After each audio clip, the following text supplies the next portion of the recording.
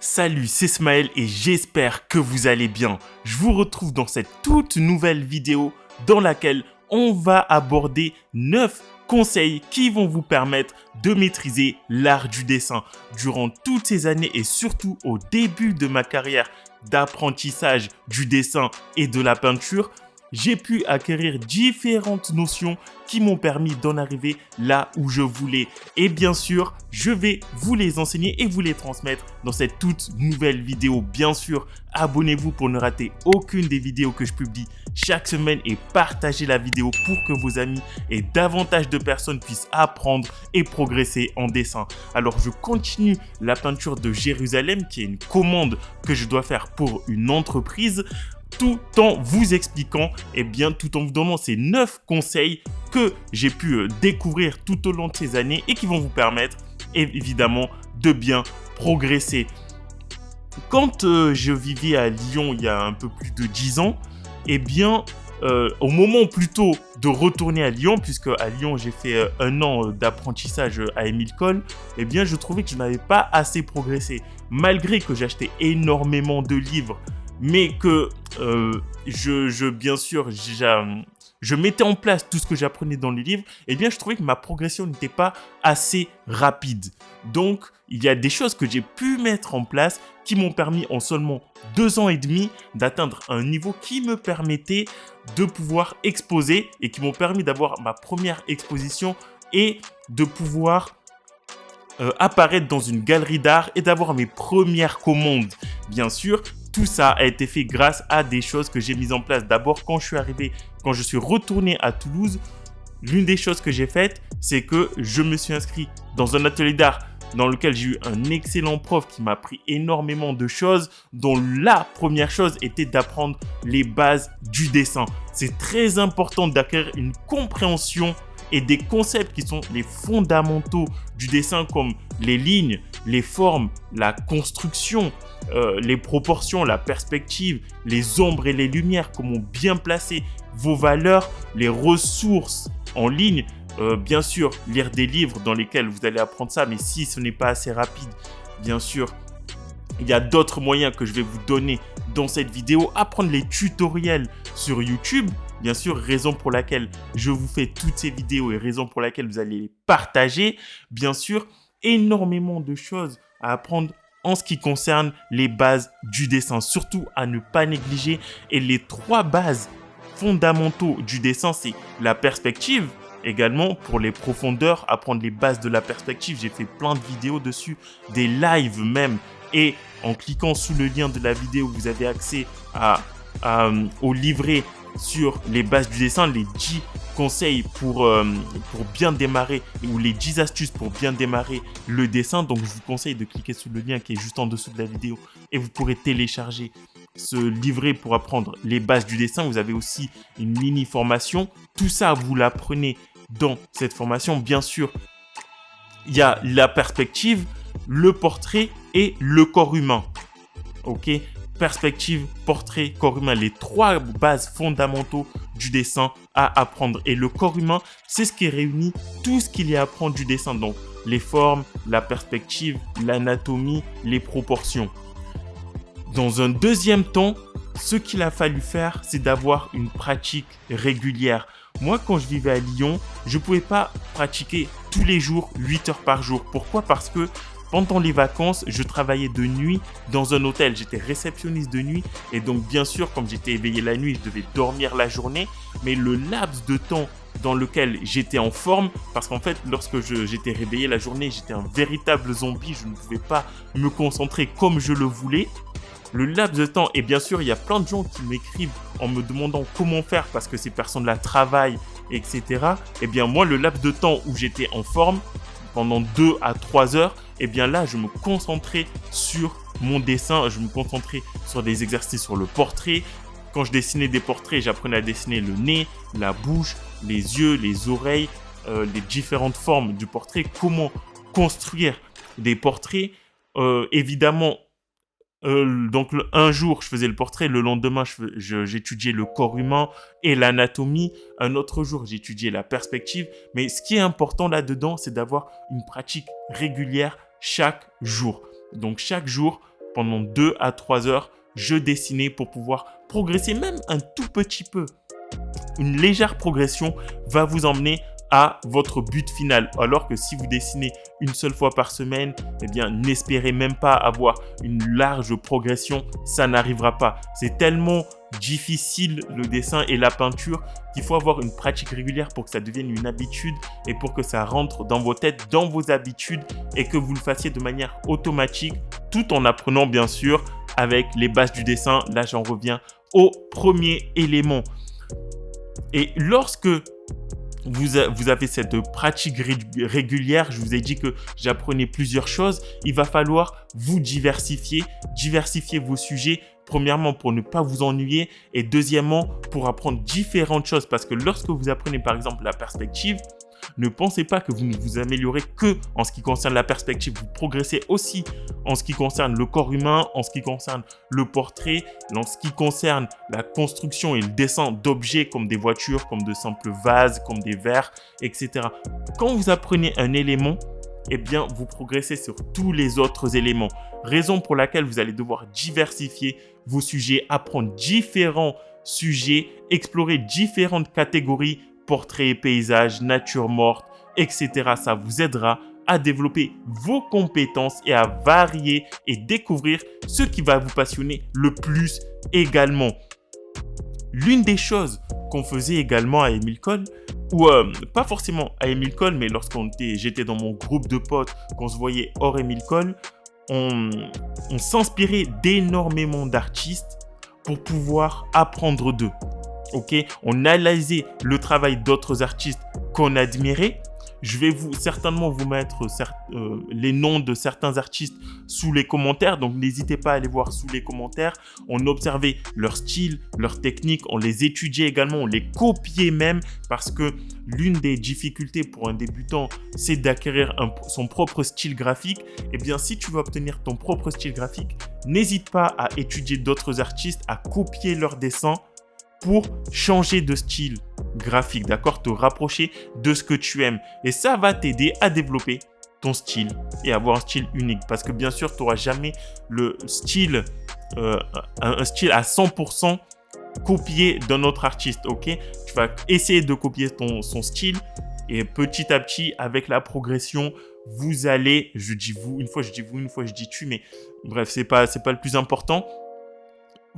Tu vas acquérir ton propre style ou faire un mélange de plusieurs mix de styles graphiques. Ok, ça c'était pour le 4e conseil. Dans le 5e conseil, je te conseille fortement de partager tes dessins pour recevoir des critiques constructives. Moi, j'ai créé un groupe WhatsApp spécialement pour ça, un groupe WhatsApp dans lequel tu peux partager tes dessins et recevoir des critiques.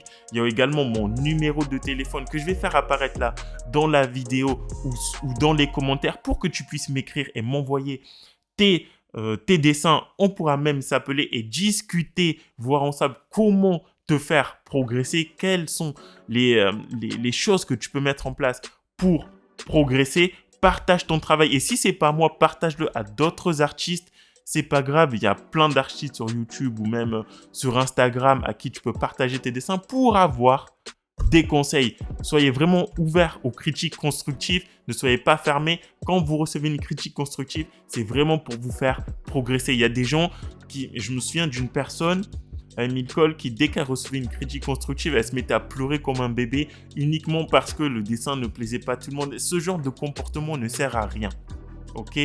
Recevez vos critiques de manière ouverte et voyez-le comme un conseil pour vous faire progresser. Appliquez ces critiques-là et vous verrez à quel point vous allez progresser. D'ailleurs, cette personne aujourd'hui, elle n'a pas progressé puisque quand tu t'attends à ce que tout le monde aime tes dessins et que tu n'es pas capable de recevoir des critiques constructives pour progresser, eh bien, tu ne t'améliores pas. Donc, je vous déconseille fortement de suivre ce genre de modèle. Ça ne sert à rien de pleurnicher. Prenez des critiques constructives, appliquez-les, progressez pour atteindre vos objectifs. Et bien sûr, dans tout ça, lorsque vous variez vos sujets, vous allez également varier les médiums. Vous ne dessinez pas qu'au crayon. Apprenez également l'aquarelle, la peinture à l'huile, apprenez d'autres éléments qui vont également vous faire progresser. Alors moi, il y a une chose qui m'a surprise lorsque j'étais à l'imagerie, donc dans l'atelier d'art. J'ai fait ma première année à École. Ensuite, j'étais à l'imagerie à Toulouse.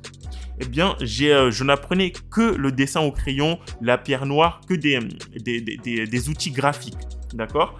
Et lorsque je me suis mis à la peinture à l'huile, eh bien, j'ai découvert que j'étais assez bon en peinture à l'huile. Et comment ça se fait ? C'est parce qu'en fait, j'utilise les mêmes principes de dessin dans la peinture à l'huile.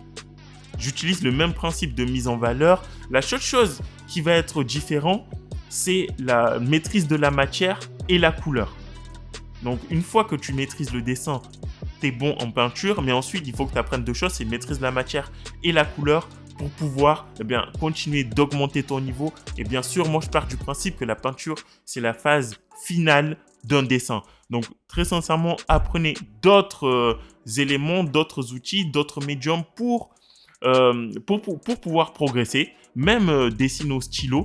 Okay, et chaque médium va avoir ses propres caractéristiques et va vous permettre d'avoir une approche, une technique différente pour avoir une exploration différente et des options pour enrichir votre expérience d'artiste et votre expérience artistique. J'espère que vous me comprenez jusque-là. Très sincèrement, c'est important d'avoir plusieurs approches, de tester différents médiums. Et si vous ne savez pas comment apporter différents médiums. Moi, comme je l'ai dit, quand je suis revenu à Toulouse, je sentais que je ne progressais pas assez et je voulais avoir un prof que je trouve excellent, qui soit excellemment bon pour qu'il puisse m'enseigner le dessin pour que je puisse atteindre les objectifs que j'ai pu atteindre maintenant, raison pour laquelle vous voyez des dessins de moi qui sont très réalistes. Eh bien, pour ça, j'ai dû prendre des cours et si vous ne savez pas et si vous trouvez que vous ne progressez pas assez, je vous conseille de prendre des cours. Ça peut être dans un atelier d'art, ça peut être dans une école d'art. Si vous n'avez pas la possibilité de faire ça, si vous n'avez pas assez de temps, une famille à vous occuper ou quoi que ce soit, eh bien, certes, c'est frustrant, mais aujourd'hui, grâce à la technologie, il y a des cours en ligne.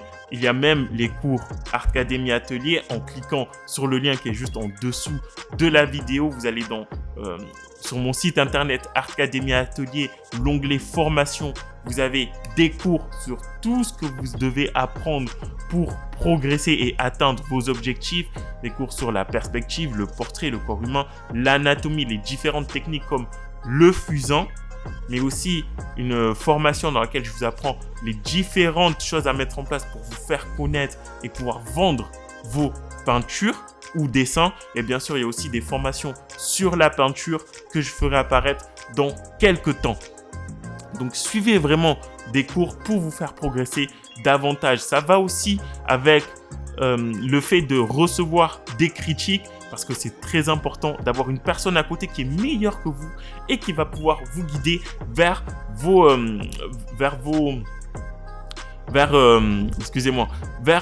objectifs. Ok ? Très important. Établissement, peu importe d'enseignement, école d'art, atelier d'art, cours en ligne. Comme je peux le faire, bien sûr, pour ceux qui n'ont pas les moyens. Vous avez toujours les vidéos sur YouTube. Mais si vous dessinez uniquement pour le plaisir, vidéos sur YouTube. Mais si vous voulez aller plus loin, bien sûr, allez sur le site internet Artcademy Atelier. Vous aurez tout un panel de formation pour ça. Et l'une des choses qui est très importante aussi, 8e conseil, c'est d'avoir toujours un carnet de croquis sur vous. Moi, ce que j'adore faire, surtout en été, c'est vrai que quand j'y pense, je ne l'ai pas fait cette année, mais j'aimais bien aller le matin quand il fait encore frais, dessiner dehors. Je vais me poser dehors quelque part et je dessine. Je dessine la nature, je dessine les paysages, je vois des escaliers, je dessine les escaliers. Ça va vous permettre de toujours au moins pratiquer un peu. Ça va avec la pratique régulière, hein. Si vous travaillez tôt, levez-vous 1 heure plus tôt, allez en bord de mer, en bord de fleuve, dessinez le paysage qu'il y a autour de vous. Au moins, vous dessinez, vous apprenez, vous appréhendez le dessin en 3D, ok ? Puisque le dessin d'après photo et le dessin en 3D, ce n'est pas la même chose, ce n'est pas la même approche, ok ? Même dans le style graphique, vous verrez que vous n'aurez pas un style graphique qui est identique à celui du dessin en photo. Raison pour laquelle je vous conseille d'avoir un carnet de croquis, toujours même dessiné dans les transports en commun. Moi, je préfère prendre les transports plutôt que la voiture parce que je peux travailler dans les transports. Bon, en fait, je préfère prendre la voiture, mais lorsque j'ai envie de travailler, j'aime bien prendre les transports. Comme ça, je peux dessiner, je peux travailler. C'est bon. C'est bon. Et puis, vous pouvez capturer aussi vos idées, vous notez quelque chose, quelques trucs quand vous avez des idées, faire des esquisses rapides pour expérimenter la rapidité du dessin, ok, faire des croquis. Et ça vous permettra de suivre les progrès pour avoir un espace et créer plus librement. Ok, moi, j'ai toujours les carnets de croquis qui datent de 2015 et quand je les regarde, je vois les progrès. Je vois les progrès et bien sûr, dans tout ça, lorsque j'étais à Emile Cole, j'avais demandé à un prof combien de temps est-ce qu'il faut pour devenir bon en dessin. Il m'avait dit 3 ans et je voyais ça super long. Et pour moi, ça paraissait tellement long. Mais en fait, le dessin, c'est tellement long à apprendre qu'il va falloir être patient surtout et persévérant. Donc, pratiquez régulièrement, mais surtout soyez patient parce que le dessin, c'est long. Maîtriser l'art du dessin, c'est un voyage. Et c'est extrêmement long. Vous ne pouvez pas maîtriser le dessin comme ça en quelques temps, en suivant quelques cours de temps en temps. C'est vraiment long. Et bien sûr, je vais vous en partager un 10e qui est le fait de partager votre travail, bien sûr, comme je l'ai dit juste avant. Mais là, partagez réellement votre travail, publiez vos créations en ligne. C'est dans ce sens-là que je veux le dire. Sur les forums artistiques, même si ça n'existe plus trop aujourd'hui, ou ça a moins la cote qu'il y a une dizaine d'années, mais il y a toujours les forums artistiques pour obtenir des retours de la communauté. Inscrivez-vous sur le groupe WhatsApp, rejoignez les formations pour rejoindre le groupe WhatsApp VIP pour qu'on fasse des zooms également. Et là, vous aurez une progression qui va être sans limite. Ok, et obtenir des encouragements et continuer à progresser. Bien sûr, rappelez-vous que le dessin, c'est un voyage personnel. Il n'y a pas de chemin unique pour y parvenir. Trouvez ce qui fonctionne le mieux, bien sûr, et vous pourrez continuer à développer votre propre style et vos compétences au fil du temps en copiant les artistes, en les observant, en les étudiant, en faisant plein de choses. Des fois, même le fait de ne pas dessiner peut vous faire progresser si bien sûr vous faites une petite pause. Bien sûr, j'espère que la vidéo vous aura plu. N'hésitez pas à cliquer sur le lien qui se trouve juste en dessous de la vidéo, à rejoindre la formation, à cliquer pour rejoindre le groupe WhatsApp privé pour qu'on fasse des zooms et recevoir les meilleurs conseils pour progresser. Je vous retrouve dans la prochaine vidéo. Ciao!